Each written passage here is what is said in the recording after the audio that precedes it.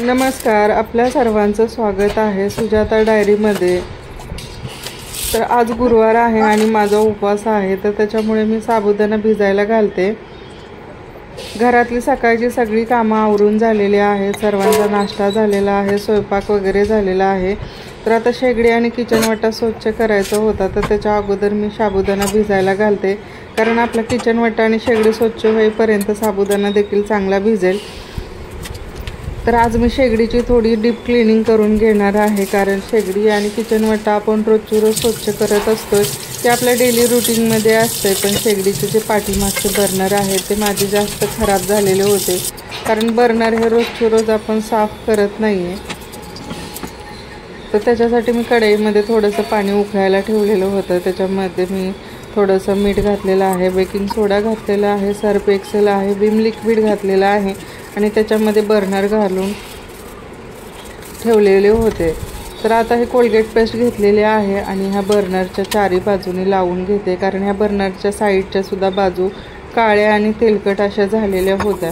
त्याच्यानंतर हे बर्नर मी पाण्यातनं काढून घेतलेले आहे, त्यांना देखील कोलगेट पेस्ट लावलेली आहे आणि ह्या भांड्याच्या कात्याच्या साह्याने चांगले असे घासून काढते। गरम पाण्यामध्ये टाकल्यामुळे आपल्याला जास्त मेहनत करावं लागत नाही आहे, कारण त्याचा चिकटपणा जो आहे तो पटकन निघतो। तर अशा प्रकारे मी हे बर्नर चांगले असे घासून घेतलेले आहेत। एकदम स्वच्छ असे बर्नर निघालेले आहेत, त्यांचा चिकटपणा निघालेले आहे। तिकडे शेगडीला देखील 10 मिनिटं झालेले आहेत आणि शेगडी देखील हे भांड्याच्या कात्याच्या साह्याने मी चांगली अशी घासून काढते। बर्नरच्या ह्या साईडच्या प्लेट आहेत, त्यांच्या साईडने देखील तेलाचा असं थर साचलेले होते, तर हे थर मी काटा चम्मचच्या साह्याने पूर्ण असे खरडून काढते।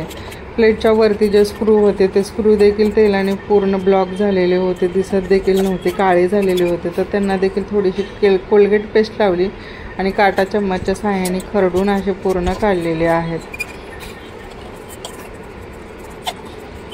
तर उपवास असेल तर नेहमी मी किचन वाटा आहे पूर्ण स्वच्छ झाल्यानंतरच खिचडी बनवायला घेते, कारण घरातली सगळी कामं झाली, शेगडी वगैरे स्वच्छ झाली तर आपल्या डोक्यामध्ये कुठलंही काम नसतं, एकदम आपलं डोकं शांत वगैरे असतं आणि त्याच्यानंतर मी खिचडी बनवायला घेते आणि शांत मनाने खिचडी खात असते।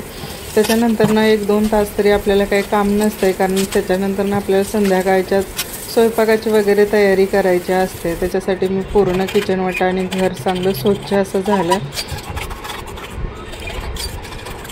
तर शेगडीचे जे साईडचे स्क्रू होते, साईडच्या ज्या किनाऱ्या होत्या त्या देखील तेलाने पूर्ण अशा काळ्या झालेल्या होत्या, काही ठिकाणी तरी देखील राहिलेल्या आहे। तर मी पूर्ण हे काटा चम्मचच्या साह्याने क्लीन करून घेतलेलं आहे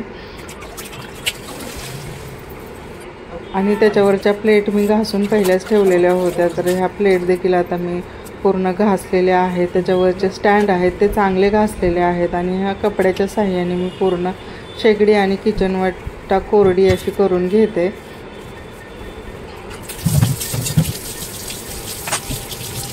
तर आता माझं पूर्ण किचन आणि घर पूर्ण क्लीन झालेलं आहे। तर आता मी प्लेट लावून घेते, तसेच स्टँड लावते आणि बर्नर लावून घेते। त्याच्यानंतर मी साबुदाणा खिचडी बनवायची तयारी करून घेणार आहे।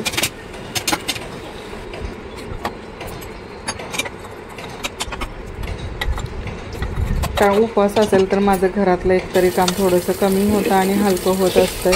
तर आता मी कुकरमध्ये ह्या अर्धा किलो बटाटे घातलेले आहेत आणि त्याच्यामध्ये 2 ग्लास पाणी घातलेलं आहे। बटाटे खूप छोटे आहेत, तर आपण कुकरच्या छोट्या अशा 2 शिट्ट्या करून घ्यायच्या आहेत।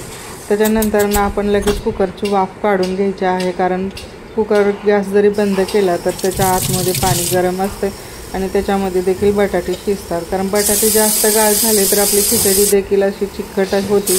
त्याच्यासाठी बटाटे आपल्याला जास्त गाळ असे शिजवायचे नाही। तर शिट्ट्या होईपर्यंत साबुदाणा पहिला तर तो देखील खूप मऊ असा भिजलेला होता। त्याच्यानंतर मी थोडेसे शेंगदाणे कढईमध्ये घालून चांगले असे खरपूस भाजून घेते। शेंगदाणे लाल आणि खरपूस चांगले भाजून झालेले आहेत, तर आता मी त्यांना प्लेटमध्ये काढून घेते।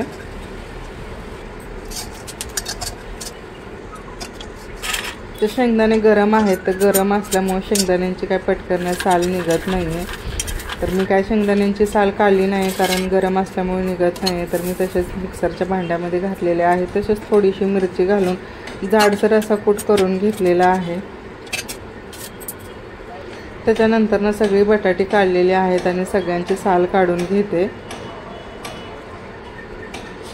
बटाटे प्लेटमध्येच बारीक करून घेते, कारण वरून बटाटे किती जरी चांगली असतील तर आतमध्ये खराब असतात. तर त्याच्यामुळे हे प्लेटमध्येच मी बारीक करते. तर मी खिचडीसाठी शेंगदाणा तेल वापरते आणि हे 3 चम्मच शेंगदाणा तेल टाकलेलं आहे. त्याच्यानंतर मिक्सरमध्ये केलेला बारीक शेंगदाणा कूट आणि मिरची घालून घेते. शेंगदाणा जर आपण पुन्हा तेलामध्ये परतला तर खरपूस असा लागतो. तर मला असं शेंगदाणा तळला तर ते खूप आवडतो. त्याच्यानंतर मी भिजलेला साबुदाणा घालून चांगला फ्राय करून घेते. अशा प्रकारे पूर्ण खिचडी जी आहे ती मिक्स करून घ्यायची आहे.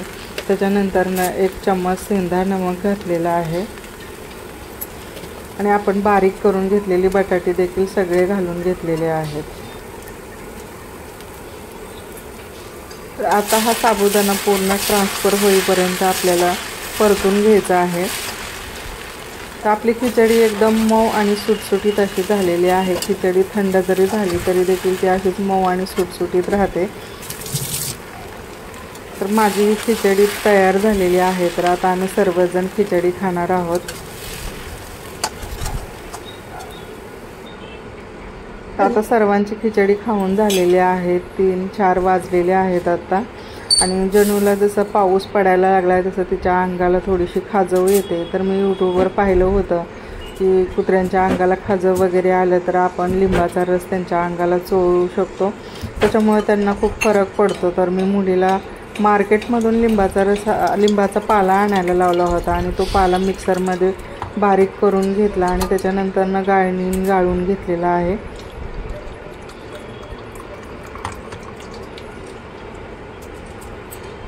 तर आता हा रस मी चांगला जनूच्या अंगाला चोळून घेणार आहे. पण जनू आमची लगेच पळाली तर मी तिला धरलेला आहे आणि आता धरून तिच्या अंगाची चांगली मालिश करून घेते. तसं मालिश करताना ती खूप शांतच उभा राहते. तिला आवडतं मालिश वगैरे करायला. कारण लिंबाचा रस मी प्रत्येक आठवड्यातनं एकदा तरी तिला लावते. त्याच्यामुळे तिला खूप फरक पडतो. अंगाला खाजव वगैरे येत नाही. आणि त्यांना खाजवल्यामुळे त्यांची नखं वगैरे पण लागतात. त्याच्यामुळे त्यांना जखम वगैरे होऊ नये त्याच्यासाठी अगोदरच त्यांची अशी काळजी घेतली तर त्यांना देखील जखम वगैरे होणार नाही आहेत.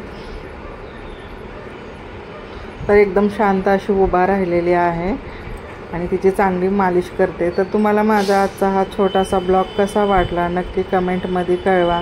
माझ्या चॅनलला लाईक करा. नवीन असाल तर सबस्क्राईब करा. बेल आयकॉन बटन प्रेस करा. थँक्यू. बाय.